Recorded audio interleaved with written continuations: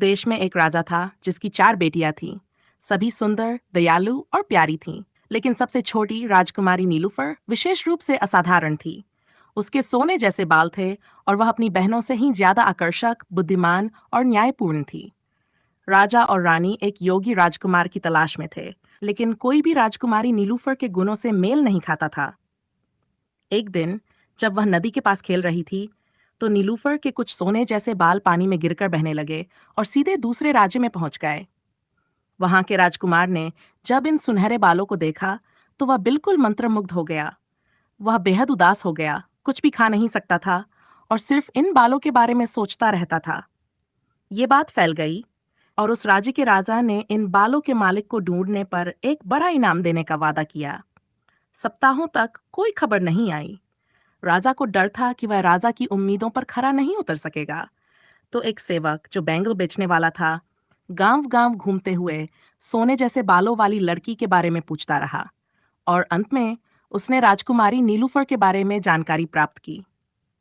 नीलूफर के सेवक ने राजकुमारी के सोने जैसे बालों का प्रमाण दिखाने में सफलता पाई और जल्द ही एक शाही दल नीलूफर के राज्य में यात्रा पर निकल पड़ा। राजकुमारी नीलूफर, जो कि बहुत समझदार और विवेकपूर्ण थी, ने राजकुमार की बुद्धिमत्ता को परखने के लिए कुछ पहेलियां दीं। पहली पहेली थी, जान क्या खाता है?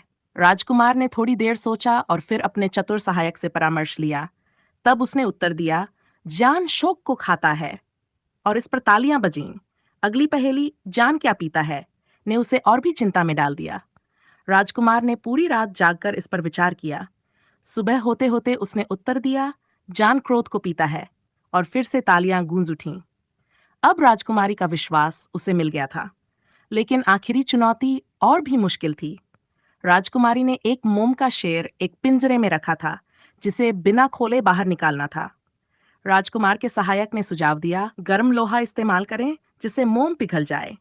यही हल था और राजकुमार की समझदारी और विनम्रता ने उसे राजकुमारी का हाथ दिलवाया। शादी के समारोह में राजकुमार ने अपने सहायक और एक स्थानीय लड़की के बीच विवाह का आयोजन किया। इस तरह प्रेम और विजय की कीमत पूरी हुई।